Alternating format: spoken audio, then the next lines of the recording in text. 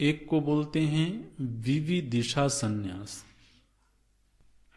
और दूसरे को बोलते हैं विद्वत संन्यास। विविदिशा, विविदिशा, तो एक होता है विविदिशा संन्यास और दूसरा होता है विद्वत संन्यास।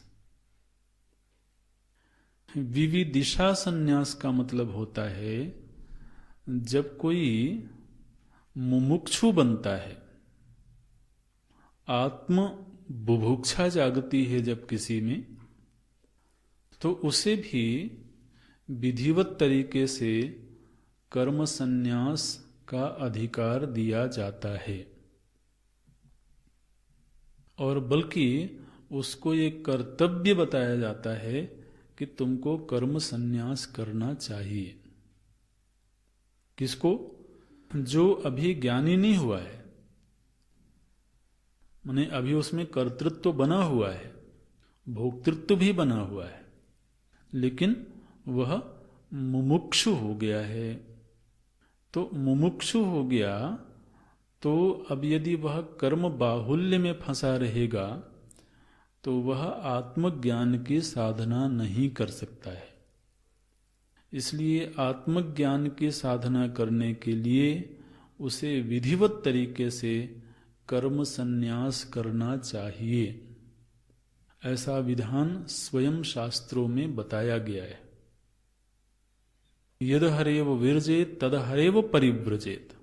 जिस क्षण प्रबल वैराग्य हो उसी क्षण अपने कर्तव्य कर्मों से भी वैराग्य ले लेना चाहिए, ऐसा शास्त्रों में कहा गया है। इस संन्यास को बोलते हैं विविदिशा संन्यास। जानने की इच्छा को धारण करके लिया हुआ कर्मों से संन्यास। माने इस संन्यास में शर्त है, अगर जानने की इच्छा नहीं है, जानने की माने आत्मवस्तु को जानने की यदि इच्छा नहीं है तो फिर संन्यास नहीं लेना। संन्यास का विधान अज्ञानी के लिए भी है, लेकिन तब जबकि वह विविदिषु हो, जब वह आत्म जिज्ञासु हो। लेकिन कोई जिज्ञासु नहीं है और घर की परिस्थितियों से परेशान हो करके या सन्यासियों को देख करके सन्यास लेने की इच्छा जाग गई, उसको सन्यास का अधिकार नहीं है। कर्म त्याग का अधिकार उसी को है जो विविदिषु हो गया हो। इसको बोलते हैं विविदिशा संन्यास। दूसरा जो संन्यास है वो संन्यास है विद्वत संन्यास। विद्वत संन्यास माने वहां संन्यास करने जैसी चीज नहीं है, वहां आत्म वस्तु में कर्म का सर्वथा अभाव है, ये जान लेना ही कर्म संन्यास है। माने जहां पर कर्म की स्थिति नहीं है, जैसे सीधे आत्म वस्तु को ये कहा जाए कि ये आत्मा वो तत्व है जो कर्म संन्यासी है। तो वहां क्या मतलब है कि आत्मा ने एक दिन संन्यास लिया है? आत्मा में कर्म है ही नहीं, इसलिए वह सर्वथा कर्म संन्यासी है। तो वहां पर जो संन्यास है वह वास्तव में वस्तु स्थिति है, वो कर्तव्यता नहीं है।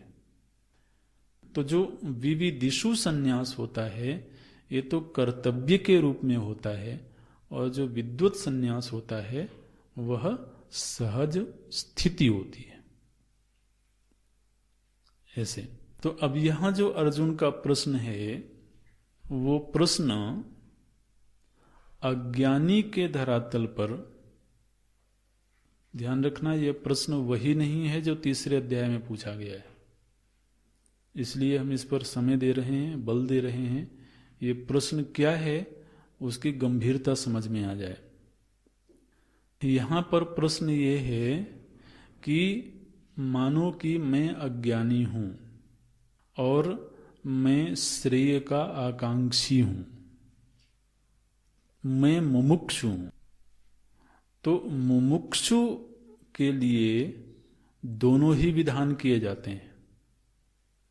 विविदिशा संन्यास का विधान भी किया जाता है और कर्म योग का विधान भी किया जाता है। तो एक अज्ञानी के धरातल पर विविदिशा संन्यास और कर्म योग, इन दोनों में से कौन सा श्रेयस्कर है, ये आप बताइए। तो ये प्रश्न बिल्कुल उचित है।